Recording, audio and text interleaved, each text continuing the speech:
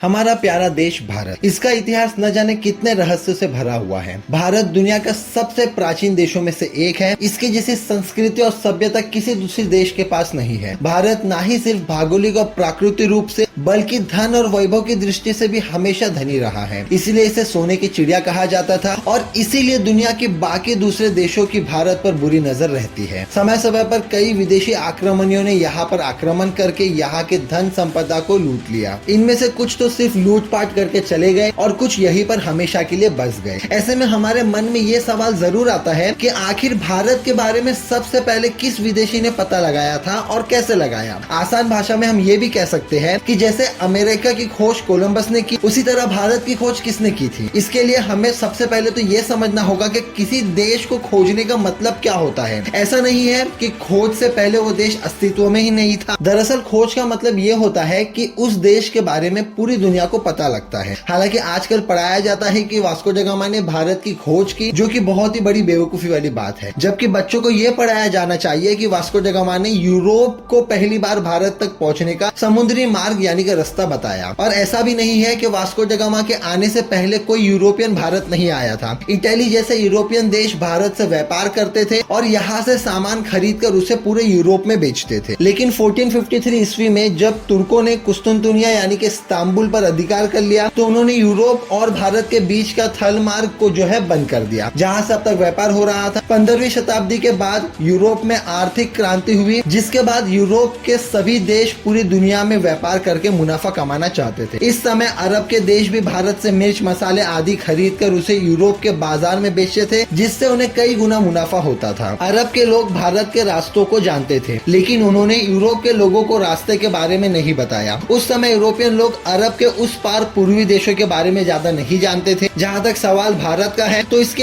एक और हिमालय की ऐसी पहाड़ियां हैं जिसे पार करना उस दौर में नामुमकिन ही था। इसके अलावा भारत को 3 ओर से समुद्र ने घेर रखा है। ऐसे में यूरोपियन वासियों के लिए भारत पहुंचने के 3 ही रास्ते थे। पहला, रशिया पार करके चीन होते हुए बर्मा में पहुंचकर भारत आना, जो कि उम्मीद से कहीं ज्यादा लंबा और जोखिम भरा था। दूसरा रास्ता था अरब और ईरान को पार करके भारत पहुंचना, लेकिन यह रास्ता अरब के लोग इस्तेमाल करते थे और वो किसी और को अंदर घुसने नहीं देते थे। तीसरा रास्ता था समुद्र का रास्ता, जिसमें चुनौती देने वाला सिर्फ समुद्र ही था। अरब के लोग भारत से खरीद कर जो मसाले यूरोप में बेचते थे, उन मसालों की मांग वहाँ बहुत ही ज्यादा थी। इसीलिए यूरोप के लोग भारत जाकर मसाला लेना चाहते थे, लेकिन उनके लिए भारत जाने का रास्ता बहुत मुश्किल भरा था। उन्हें भारत जाने के लिए ईरान, अफगानिस्तान होकर जाना पड़ता था, जो कि काफी खर्चीला और चुनौती भरा रास्ता था। उन्हें एक ऐसा मार्ग, ऐसा रास्ते की जरूरत थी जो उन्हें कम समय में भारत पहुंचा दे। ऐसा मार्ग केवल समुद्र के जरिए ही संभव था। इसीलिए यूरोप के राजाओं ने अपने यहाँ के नाविकों की समुद्री यात्राओं का खर्चा उठाया और इनके नाविकों ने कुतुबनुमा के मदद से समुद्री मार्ग की खोज करना शुरू कर दी। कुतुबनुमा से दिशा के बारे में पता किया जाता था। ऐसा ही एक नाविक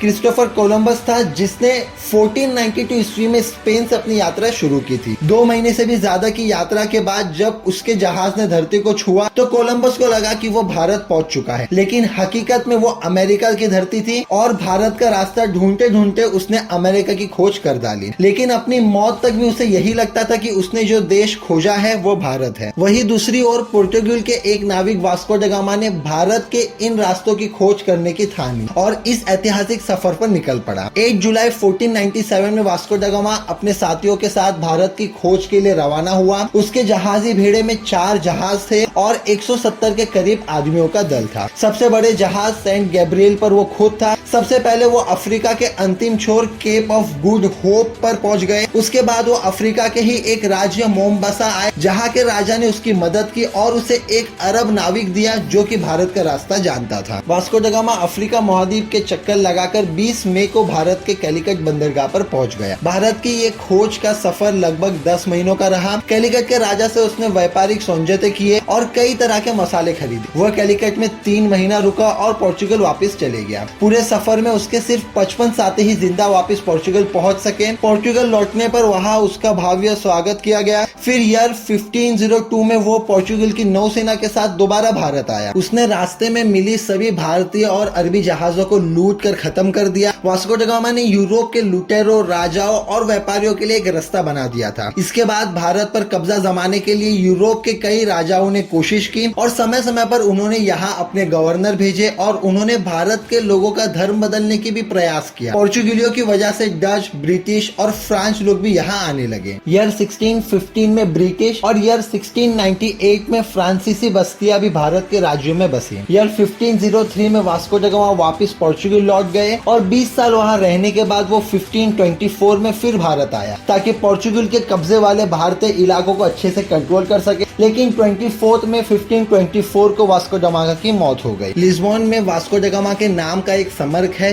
इस जगह से उसने भारत की यात्रा शुरू की थी। पोर्चुगलियों के बाद डच, अंग्रेज और फ्रांसीसी ने भी भारत की ओर रुख करना शुरू किया। पहले तो इनका मकसद सिर्फ व्यापार करना था, लेकिन धीरे धीरे करके इन्होंने व्यापार पर अधिकार और भारतीय राज्यों पर अपना सत्ता भी स्थापित करनी चाहिए, जिसके लिए इनमें आपस में बहुत से युद्ध भी हुए, जिसमें आखिरकार ब्रिटेन विजय हुआ। तो दोस्तों, ये थी वास्को ड गामा की यूरोप से भारत के बीच समुद्री रास्ते को ढूंढने की हिस्ट्री। तो इसके बारे में आप क्या सोचते हैं, आपकी क्या राय है, हमें कमेंट करके जरूर बताइएगा। तो फिलहाल आज के वीडियो में इतना ही, और अगर अभी तक आपने चैनल को सब्सक्राइब नहीं किया तो चैनल को सब्सक्राइब कर लीजिए, बेल आइकन बटन दबा दीजिए ताकि इसी तरह का इंटरेस्टिंग वीडियोस हम जब भी अपलोड करें तो आपको नोटिफिकेशन मिले ना, वीडियो का पूरा मजा ले सके। तो इसी के साथ मिलते हैं नेक्स्ट वीडियो में। Till then stay tuned with the channel, take care, bye bye and thanks for watching.